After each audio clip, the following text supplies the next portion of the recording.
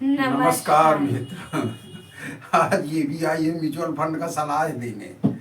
मित्र, एक वीडियो मैंने बनाया था 1 महीना पहले, जिसमें मैंने बताया था कि म्यूचुअल फंड कंपनियों में फ्रॉड क्या हो रहा है और किस तरह म्यूचुअल फंड में जो मैनेजर हैं, डायरेक्टर हैं, ये लोग बैक डोर से कैसे कमाई करते हैं और इसका नुकसान आम पब्लिक को, हम आप लोगों के लिए हो रहा है।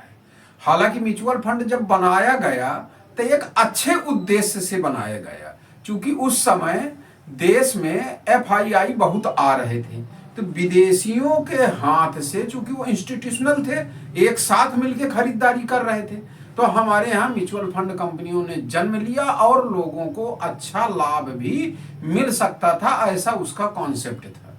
लेकिन कुछ बेईमान लोग होते हैं जो हर जगह कुछ ना कुछ अपनी चीजें निकाल ही लेते हैं, एक्स्ट्रा आमदनी निकाल ही लेते हैं, वो चाहे जैसे हो। इसका एक वीडियो मैं पूर्व में आपको बना चुका हूं। आज इसमें कुछ अहम जानकारियां मुझको मिली हैं, जैसे कि म्यूचुअल फंड में लगभग 80% लोगों ने SIP बंद कर दी है। देखिए ये वीडियो आप देखिए थोड़ा सा। क्यों लोग SIP बंद करते जा रहे हैं? पिछले 6 महीने में SIP का स्टॉपेज रेशियो लगभग 88% जा चुका है। ये मैं नहीं कह रहा, ये रिपोर्ट कह रही है। अभी सारी चीजें दिखाने वाला हूँ रिपोर्ट में क्या क्या। प्रतिष्ठित व्यक्ति हैं जिन्होंने ये चीज बताई है और अच्छे यूट्यूबरों में है और सारी जानकारी दी है। अब देखिए दूसरा नया एक फिर केस दर्ज हुआ है निपॉन इंडिया पर, जो पहले रिलायंस था। आइए देखते हैं इस वीडियो को भी। उसके बदले यस बैंक की तरफ से इन्हें कुछ हेल्प मिला। तो ये जांच चल रहा है कि भाई क्या इंटेंशनली ये इन्वेस्टमेंट किया गया ताकि हेल्प मिले।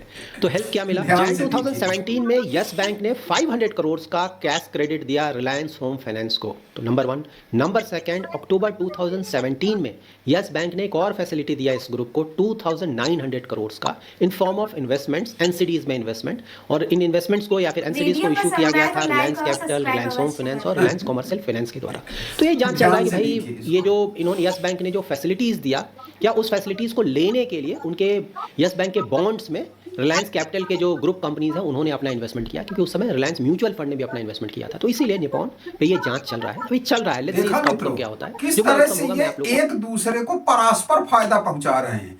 यस बैंक ने निपॉन इंडिया को पहुंचाया और निपॉन इंडिया ने यस बैंक को पहुंचाया, ऐसा एलिगेशन इनके ऊपर लगाया गया है। लेकिन एक चीज तो ये पक्की है कि जहां आग होती है वहीं धुआं उठता है, तो कहीं ना कहीं यहां आग होगी, तभी ये हुई नहीं। इतना इनके पास पैसा है कि ये छोटे मोटे एलिगेशन को हटा देते हैं। जब मैंने वीडियो पोस्ट किया था शायद यूट्यूब में, वो पहला वीडियो मैंने इस तरह का बना के डाला है। इसके पहले शायद किसी ने नहीं डाला, ये मेरे एक आध व्यूअर ने मुझको बताया था। अब वो जैसा भी हो, मैंने पूरा खोजबीन नहीं इसमें की है, पर वो जब 1 महीने पहले मैंने स्कैम डाला इसका, तो काफी फैला और मेरे पास भी फोन आया, शायद मुंबई से फोन था, और उन्होंने मुझे एक प्रकार से पहले पूछते रहे क्या करते हैं, क्या है सब। इसके बाद धमकी सी दी कि अगर आपके ऊपर मुकदमा कर दिया जाए तो आप बंबई दौड़ोगे, ये करोगे। दुनिया का मुझके जो है वो बताया गया कि आप इस वीडियो को हटा लें।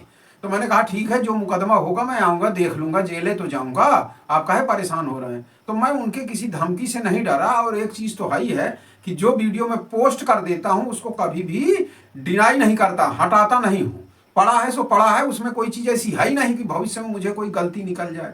अगर मैंने स्कैम लिखा था तो स्कैम है। इसके साथ अभी एक मैं वीडियो और देख रहा था एक दिन, चूंकि यूट्यूब बनाता भी हूं तो कुछ ना कुछ देखना भी पड़ता है, जिसमें आया था एक प्रतिष्ठित यूट्यूबर है और उन्होंने बनाया ETF में स्कैम। तो मेरे कान खड़े हो गए कि इतना मैंने सर्च किया, इसके बाद भी ETF में स्कैम।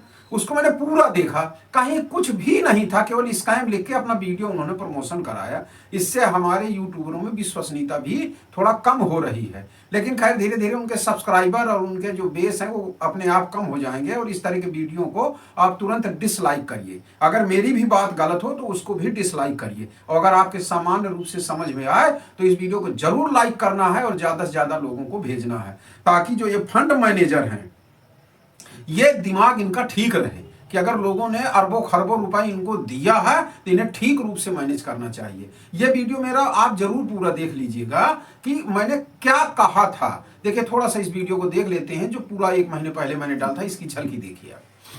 ये जो म्यूचुअल फंड इंडस्ट्री है यह किस तरह धोखा कर रही है, लोगों के पैसे के साथ खिलवाड़ कर रही है और किस तरह हमारे पैसे से ये और इनके रिश्तेदार मिलकर पैसे कमाते हैं और हमें वो चीज का नुकसान भोगना पड़ता है। एक समय हमने बड़ी ईमानदारी से म्यूचुअल फंड में इन्वेस्ट किया था और ये किस तरह से घोटाले हो रहे हैं और कैसे इनको पकड़ा गया कि लगभग लोग अब इनसे दूरी बना रहे हैं। बहुत एसआईपीयां बंद हो चुकी हैं और बहुत सिस्टम हो रहे हैं। अभी मैंने और कुछ इसमें देखा जो है, अब वो चूंकि ऐसा है कि इतना ये साफ गोई से काम करते हैं कि हर चीज के सबूत हमें ढूंढ पाना बड़ा कठिन होता है। यहाँ तक कि ऑडिटर जो ऑडिट करने जाते हैं वो भी नहीं ढूंढ पाते हैं। अब ये कैसे बताया जा सकता है कि कोई घटिया कंपनी का शेयर इन्होंने खरीद लिया? अब तो देखिए ये तो हाई है पक्का पक्का। और एक चीज और समझ में आती है कि जैसे घटिया कंपनी का खरीदा तो वहां से इन्हें कुछ ना कुछ प्रलोभन मिला, कुछ ना कुछ इन्हें स्कैम करने का मौका मिल जाता है, खरीद लेते हैं, पैसा घाटे बढ़े। इसीलिए एक फंड जो लगातार साल 2 साल अच्छा परफॉर्मेंस कर रहा है वो लास्ट में परफॉर्मेंस उसकी घट जाती है। ये क्यों हो रहा है? इसके पीछे कारण यही है। हाँ, ये बगल में जो मेरे बैठे यही असली सभ्या है, इन्हीं के नाम से चैनल है। ये तब से कह रही थी कि मेरा चैनल का नाम न बताया, मेरा नाम जरूर बताया जाए। मैं कहा ठीक है। और इनका भी कुछ पैसा जमा है, क्या है इसमें? म्यूचुअल फंड में इनका भी पैसा कुछ हमने जमा किया था, तो ये कहते हैं मेरा पैसा जरूर आप निकाल लीजिए। अब ये बोलती कम है, वैसे कुछ ना कुछ डाल देती हैं तो थोड़ा बहुत बोलती है ये। दूसरा मैं बता रहा हूं कि सबसे पहला स्कैम US 64 नाम का म्यूचुअल फंड आया था जिसमें 28% रिटर्न की गारंटी दी गई थी और जो ये 2001 के आसपास बहुत बड़ा बबल निकला था।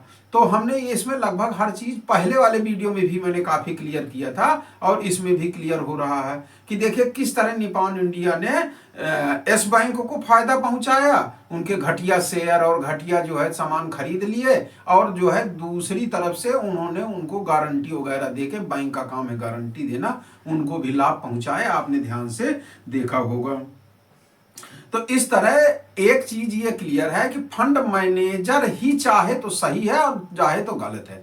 फंड मैनेजर लगभग करते क्या हैं, अब आप जो है ज्यादातर उसमें देखिए जो ब्लू चिप शेयर हैं तो लगभग हर म्यूचुअल फंड कंपनी 8 से 10 शेयर खरीद रहे हैं।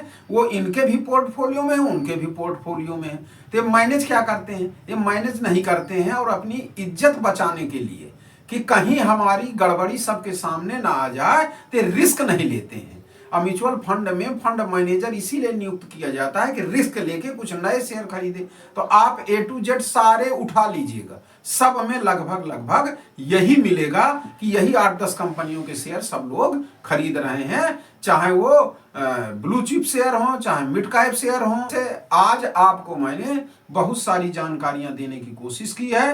पूरा पीछे वाला वीडियो आप जरूर देख लीजिएगा तो आपके सारे संदेह खत्म हो जाएंगे। तो फिर मैं ये कहता हूं म्यूचुअल फंड सही नहीं है। आप भी कहेंगे म्यूचुअल फंड सही नहीं है अगर पूरा वीडियो मेरा ध्यान से देखा है। और कोशिश करिएगा तो एक बार 2 बार और देख के समझने की कोशिश करिएगा। इसमें सारी स्कैम में बार नहीं कहता हूं, एक बार वीडियो बना चुका हूं, उसमें सारा मैंने खोल रखा है। अब इसमें बार खोलने की आवश्यकता नहीं है। तो इन फंड मैनेजरों को हमें सबक सिखाना है और इनसे पैसा हमें बाहर निकालना है। तो ये भी लोग अब थोड़ा सा साफ गोई से काम करें और अच्छी तरीके से काम करें। म्यूचुअल फंड इंडस्ट्री खराब नहीं है, उसका उद्देश्य खराब नहीं है, लेकिन जो ये फंड मैनेजर और इनके साथी जो मिलके स्कैम करते हैं और ये करोड़ों रुपए कमा रहे हैं और सैलरी भी खूब पा रहे हैं, तो यही यहाँ पे कहीं गड़बड़ है। आप कहीं बाहर टूर वगैरह में जाएंगे और अगर आप अच्छे क्लास में जा रहे हैं टूर में तो आपको फंड मैनेजर म्यूचुअल फंड वाले जरूर कहीं ना कहीं मिल जाएंगे। देश विदेश की यात्रा करना इस तरह पैसे का कंज्यूम भी करते हैं और मैंने ये भी सुना है कि दूसरे नाम से भी बुक करा लेते हैं और उनका सब एक दूसरे से संपर्क है तो सभी आप आपस में सेटल कर लेते हैं। पैसा है तो बहुत कुछ हो सकता है। इस तरह यह पूरा पैसे का कंज्यूम भी करते हैं और मैंने ये भी सुना है कि दूसरे नाम से भी बुक करा लेते हैं और उनका सब एक दूसरे से संपर्क है तो सभी आप आपस में सेटल कर लेते हैं। पैसा है तो बहुत कुछ हो सकता है। इस तरह यह पुराना वीडियो आज मेरा प्रूव हो रहा है। अंत तक वीडियो देखने के लिए बहुत बहुत धन्यवाद। नमस्कार।